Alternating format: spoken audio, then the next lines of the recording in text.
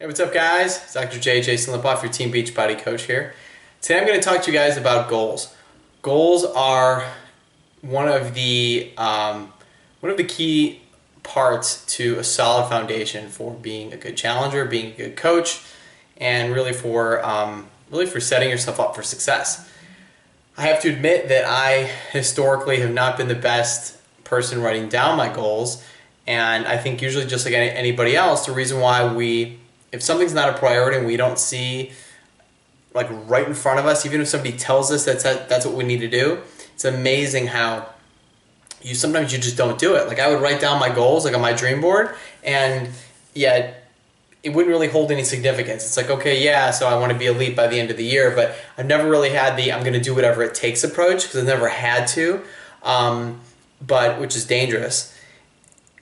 But it's one of those things that at the back of your mind you have to know the importance and when to kick it into high gear. I'm going to use an example from my job, and I think that you guys are going to get the idea of exactly what it takes. So when I've been practicing dentistry for about 12 years, and I went back into my pediatric dental residency, and then in 2011 I agreed to join up with a group here in southern Indiana just outside Louisville. And we opened up the practice, and I was promised that everything was going to be taken care of for me. And for those of you guys that are familiar with small business, there's 3 aspects to a solid small business, which is what you guys are as Beachbody coaches: the entrepreneur, the manager, and the technician. And so what was great was that I was still able to do my entrepreneurial thing with my vision and just being a dreamer, not really with my job, but elsewhere. But I could just be the technician, so to speak. I could just be the pediatric dentist. And they promised me that all the other structures were going to be in place. Well, needless to say, I got there, and it wasn't like that. It was, in my opinion, I felt like the staff was undertrained. I felt like the front desk wasn't trained in insurance. And some of that was right, but I had an enormous amount of stress. I mean, the point was I was miserable. I mean, you ask Brooke, I mean, I was miserable coming home. She was miserable coming home. I mean, it was a pretty sad sight. And I don't know what happened. I just woke up one day and I said to myself, look at your passion. Why are you doing this? And I'm doing it to inspire children, and I'm doing it to give them a better life. That's why I'm a pediatric dentist. I want to give future generations a better foundation, and I want to basically pave the way for our future generations to have an uphill slope in health, because I feel like healthcare is getting more out of our control, and healthcare is declining, and the only thing that the government's able to really do is figure out more ways for us to treat disease, to stop people from dying, instead of ways to help people living. And that's, by the way, that is a whole separate conversation that that we can have later. So I woke up one day and I said, this is ridiculous. Stress is all on my own, and I can do something to change that. And so that's what I did. I took charge. I made it a point to train the staff. I made it a point to contact the people with my expectations. I made it a point to train the assistants. And within 1 year, we had growth like this. And in between year like 1.5 and 2.5, we went like this. And we went from 0 patients, and in less than 24 months, my office, which now it's more, but my office grossing $1.3 million. And excuse me, there was a bug. And that didn't happen just because I was just there. It happened because I made a decision, and I set a goal for what I wanted to have happen in that office. And I set a goal for success. And I was able to do that because my reason for starting was strong, and my mission for starting was very clear. And so I said to myself, this is not an option. I can't quit. I have to keep doing things until there's nothing else to be done. And then when I think there's nothing else to be done, you look for more ways. And so it becomes a way of life. It doesn't become an option of when to quit. Once you get that aha moment, all of a sudden, this is part of your life. And so that's what it was with my office. And so now, like, we're on cruise control. I mean, I walk in there, I mean, I would say out of our whole group and the larger group, we have many offices, that we probably have the best attitude and the best place to work out of all the offices. There's like 1,000 employees now. And that really is because of mindset and because of making a decision to change. So the key there is until you set goals, or until you really have a reason to activate those goals, you kind of tread water, and know that that's okay. So that's the first thing I want to say is write your goals down. Write your long-term goals down, write your short-term goals.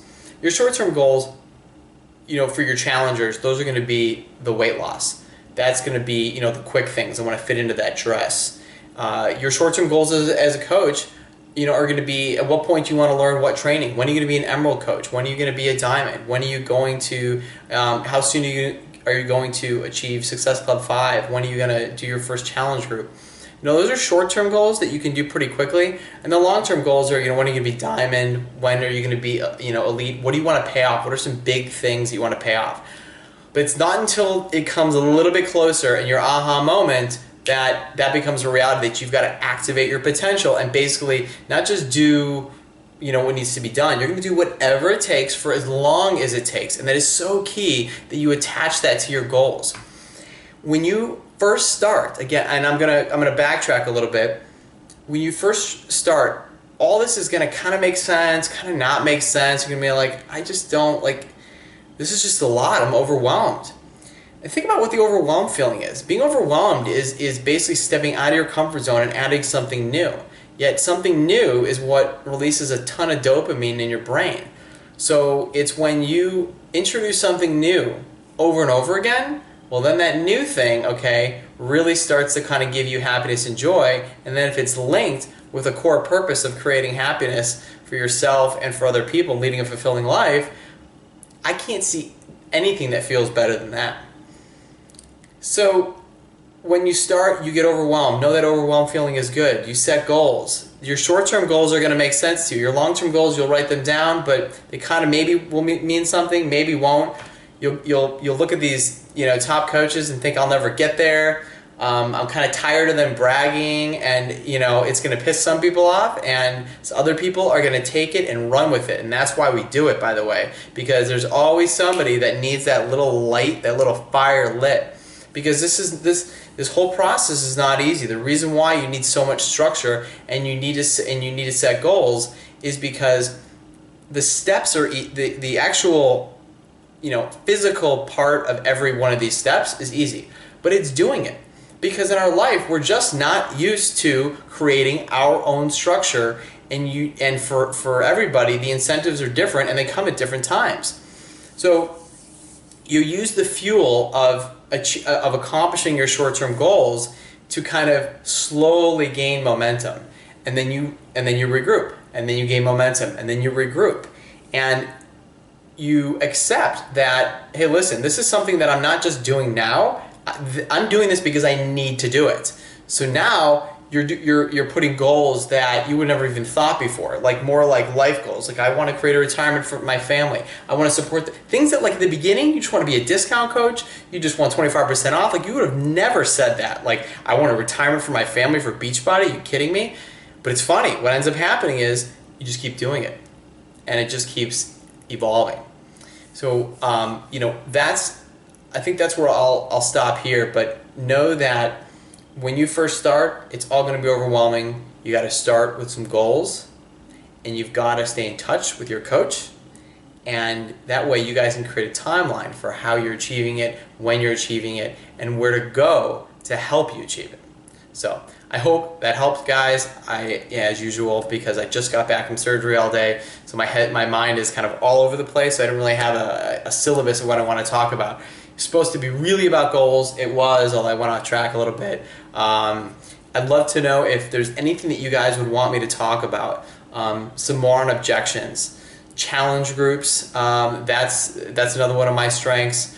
How to get a coach started off right. I can go through with you guys on a one-on-one basis, or through a video of exactly what I say to coaches that are discount coaches, what I say to coaches that are referring coaches, what I say to coaches that are business builders, and also how I reach out to people in different avenues besides social media. How do I talk to my close friends? How do I talk to my just randomly, whether it's in the supermarket or whatever? How do I branch out my contact list that way? So I'd be more than happy to share all that stuff with you guys. Just let me know. Comment below, whatever. I'd be more than happy to, and by comment, by the way, if you guys are watching this on Facebook, comment on Facebook. You can also do it on YouTube, but I check it quicker on Facebook. So have a good night, guys. Talk to you later.